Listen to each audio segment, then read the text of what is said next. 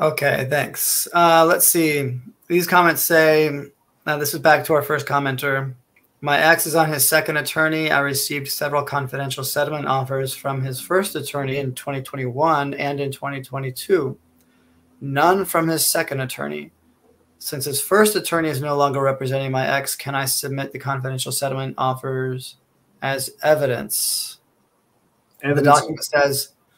Evidence of what? That's my question. Yeah, the document says confidential settlement communications per evidence code 1152 and 1154 shall not be used unless as it relates to attorney's fees and costs. Yeah, is that what you would want it for? What's the relevance of the evidence? Maybe there's an admission made or something like that in the settlement. So like if we're talking about a custody and visitation case and the attorney sends over a letter saying, let's resolve this case by doing this. And then for whatever reason, the parties don't agree to it. At that point, that settlement offer would not be admissible as evidence to say that's what the court should do because they offered it at one point. Offers like that are not admissible. Now, if at one point, somebody sent over a settlement offer and then somebody unreasonably withdrew that settlement offer, which caused you to incur $10,000 in extra attorney's fees, that kind of conduct is not appreciated by the court. And you could, if you had an attorney, your attorney could file a motion for sanctions saying they withdrew that settlement offer. And that could absolutely be used against him in a motion for attorney's fees, depending on, the circumstances in your case. But the next comment says he offered zero child support in exchange for sole legal and sole physical custody. Yeah, that's kind of an obnoxious offer. But I'm not, again, quite sure why you're trying to put it out there, except maybe make the attorney or the party look bad. That may not get you very far. Instead focus on the underlying issues of the case. If what you're focusing on is legal and physical custody, then explain to the court why you want legal and physical custody and why it's appropriate in your case.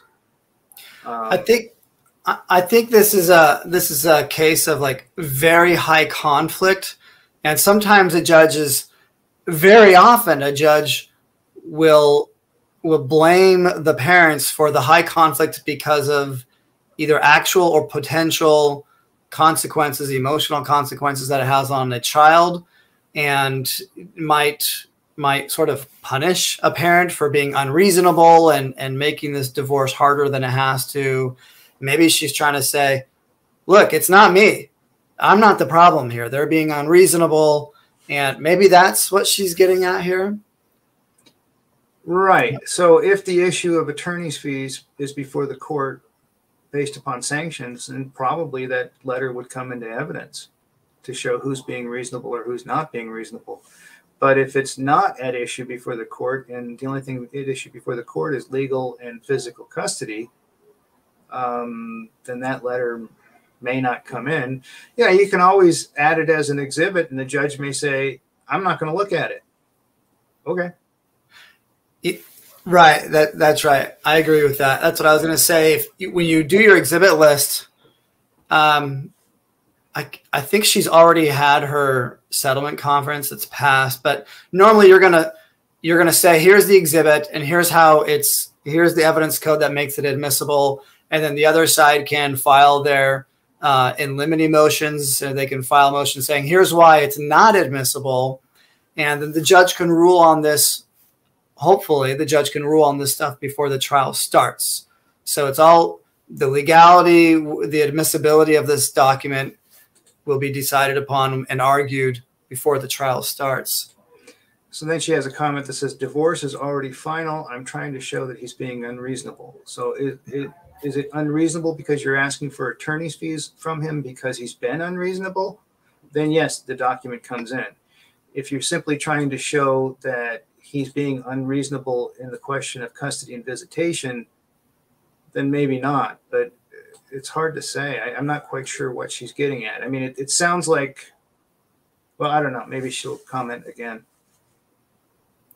But put it in your put it in your brief. You know, explain why it is you want the judge to look at it, and the judge will make a decision.